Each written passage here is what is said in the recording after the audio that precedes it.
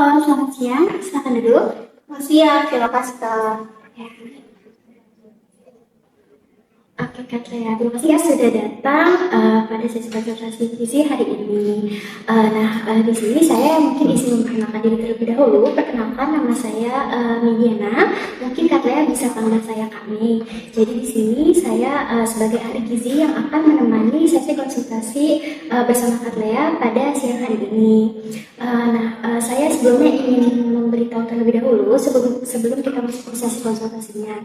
Jadi segala informasi yang nantinya Kak Lea ceritakan akan dijaga kerahasiaannya dan hanya digunakan untuk merancang intervensi gizi untuk Kak Lea saja. Jadi Kak Lea tidak perlu khawatir dan mohon menjawab semua pertanyaan dan menceritakannya nanti dengan jujur ya Kak Lea. Dari sini apakah Kak Lea sudah paham?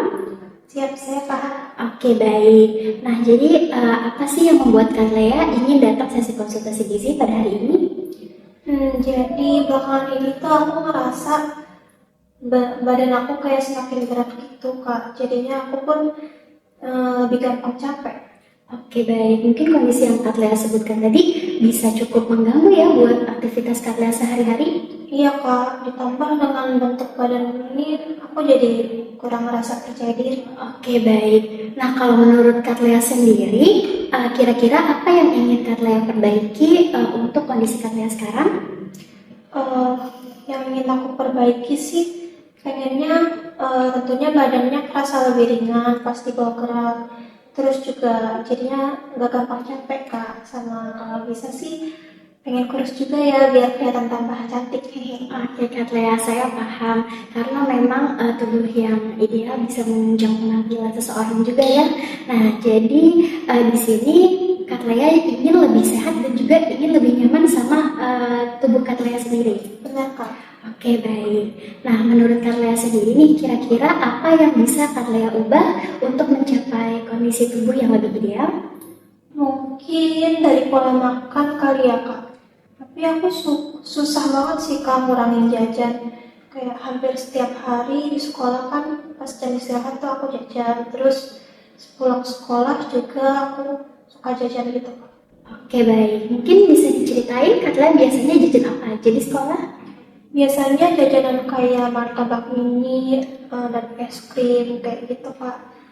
Terus seringnya juga kalau di sekolah itu kan, apalagi kalau cuacanya kerasa panas gitu, aku beli jajan minuman yang segar-segar gitu Kak, kayak cola dan es teh manis.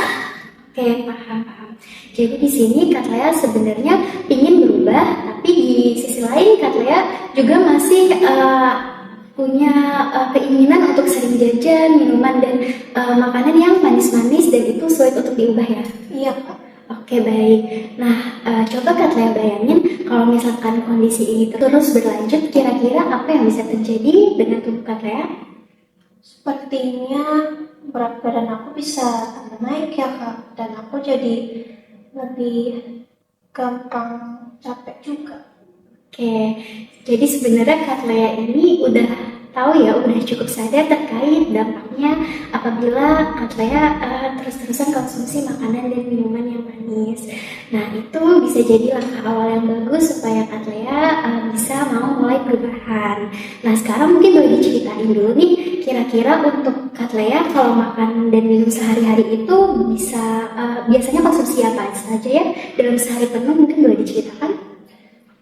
Sehari-hari kalau paginya sih aku seringnya nggak sarapan Kak karena takut terlambat ke sekolah.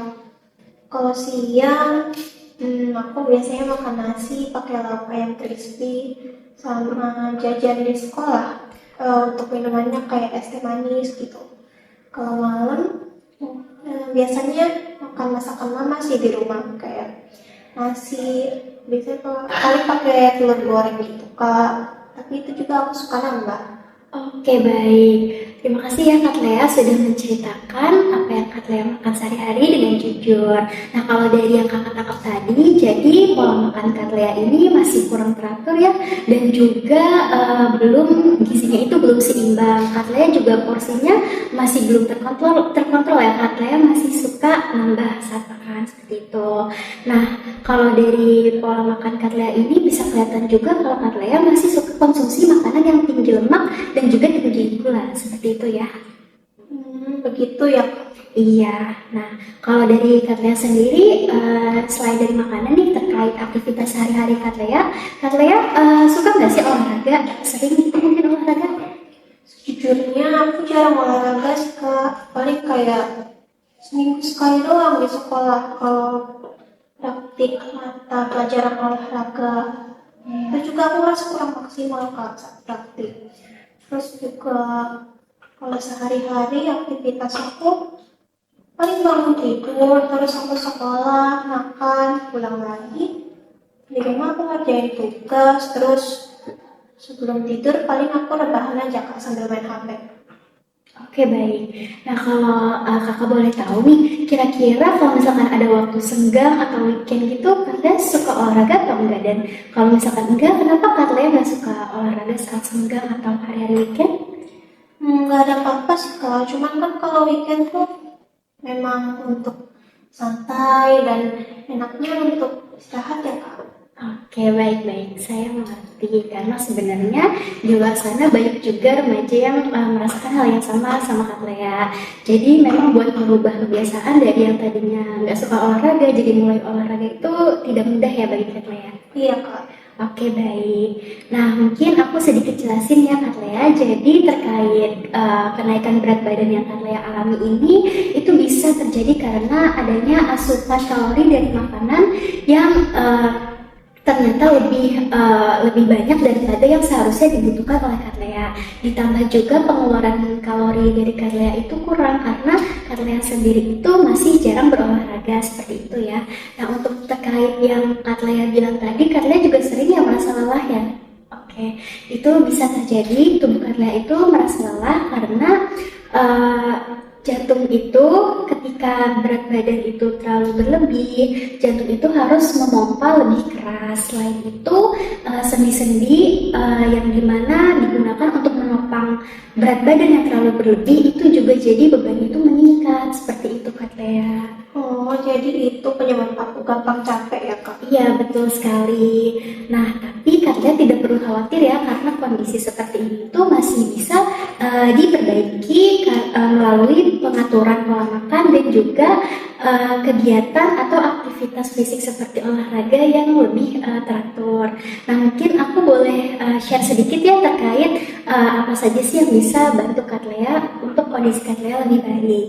Boleh Kak, silakan. Oke, nah jadi untuk beberapa orang bisa dimulai dari hal yang sederhana dulu. Misalnya gini, Kak Lea kan tadi suka skip sarapan ya, karena buru-buru. Nah, sebenarnya Kak Lea bisa untuk mulai sarapan dengan sarapan yang sehat, meskipun sedikit.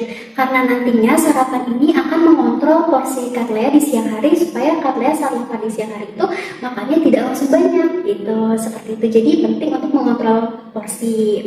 Penting buat Kak Lea coba mulai sarapan. Selain itu, kalau misalkan olahraga, Kak Lea juga bisa mulai dari hal-hal yang sederhana dulu. Misalnya Kak Lea bisa jalan di sekitar rumah ataupun jogging. Nah, Kak Lea juga tadi cerita kalau misalkan Kak Lea suka makanan dan minuman manis ya, benar? Oke, nah di sini Kak Lea bisa mulai kurangin konsumsi gula dalam minuman manis, dan juga Kak Lea bisa lebih sering konsumsi air putih saja daripada konsumsi minuman manis, jadi bisa dikurangin. Selain itu, Kak Lea juga bisa nih kurangin konsumsi makanan-makanan yang mengandung lemak yang jahat. Kayak Kak Lea tadi kan suka makan gorengan, nah itu bisa dikurangin dulu gorengan, dan juga junk food itu nggak bisa dikurangin seperti itu. Jadi bisa diubah dari kebiasaan juga ya Kak? Iya betul Kak Lea, jadi bisa diubah dari hal-hal yang sederhana. Nah, tadi kan aku udah sebutin beberapa langkah yang bisa Kak Lea lakuin ya, bisa jadi opsi juga Kak Lea mau mulai dari mana. Nah, kalau dari Kak Lea sendiri, mana yang paling memungkinkan untuk Kak Lea bisa mulai lakukan?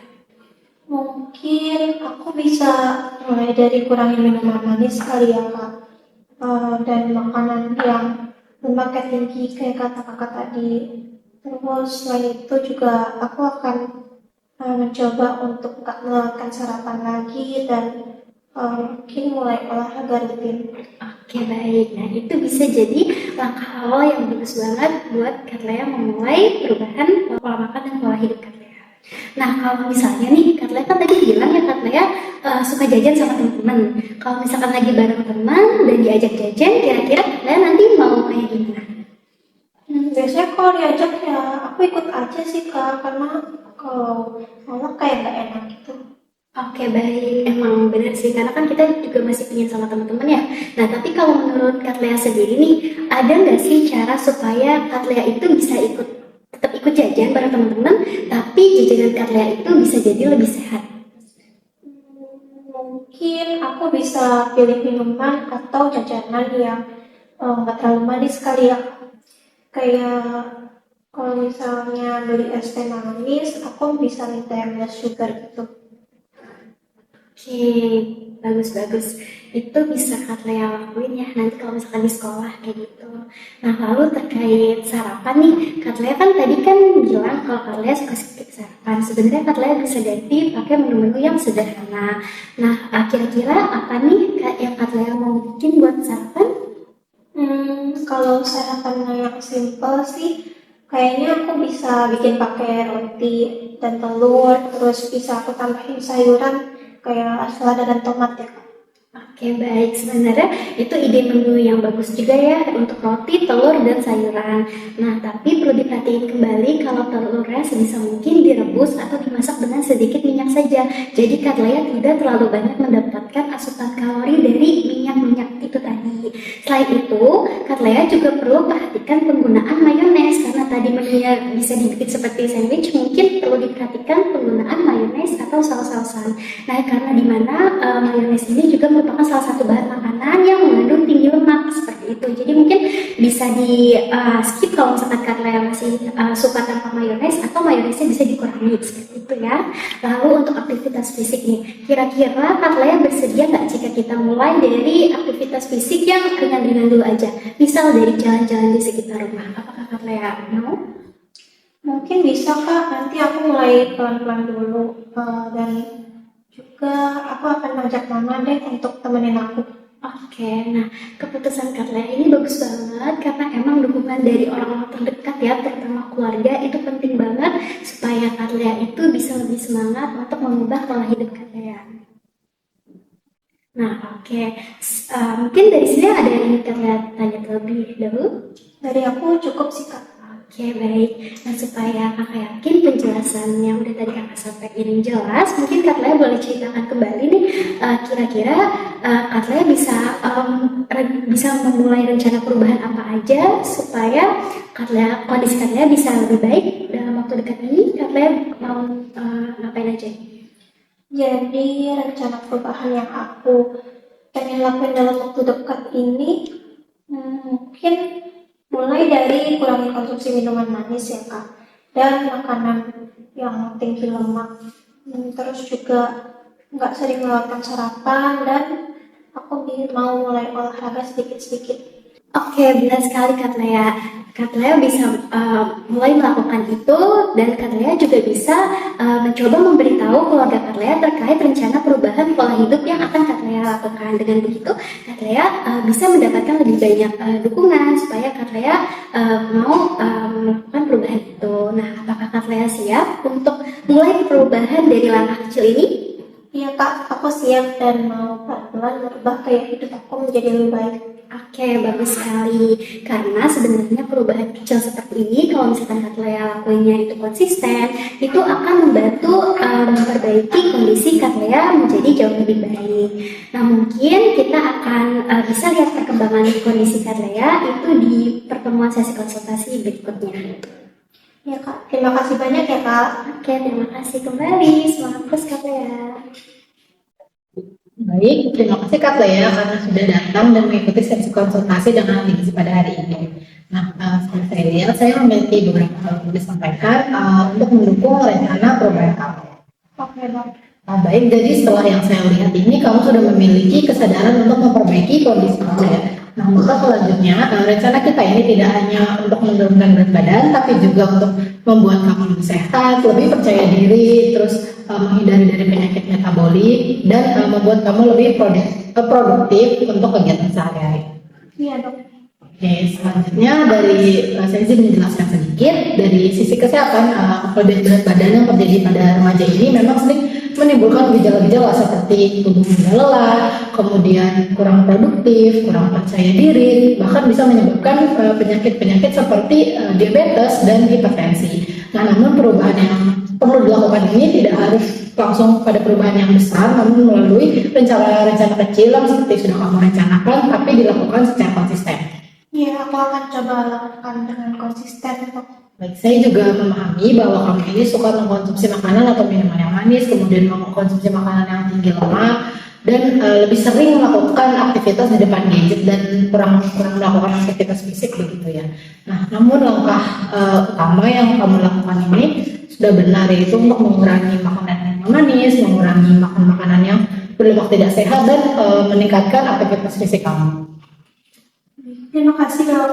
Oke, nah dukungan dari lingkungan dan keluarga ini juga tidak kalah penting, karena biasanya perubahan ini akan lebih mudah untuk dilakukan ketika dilakukan secara bersama-sama di rumah. Jadi perubahan ini tuh tidak perlu dipaksakan, tapi bisa dibangun dan dilakukan perlahan-lahan. Yang penting di sini adalah kamu merasa tidak sendirian dan merasa didukung oleh lingkungan sekitar kamu. Sebenarnya perubahan yang dilakukan ini bukan suatu perubahan yang besar, tapi jika dilakukan secara bertahap dan konsisten, saya yakin bahwa kamu dapat mengubah kondisi kamu menjadi lebih baik. Iya dok, saya akan coba. Terima kasih banyak dok.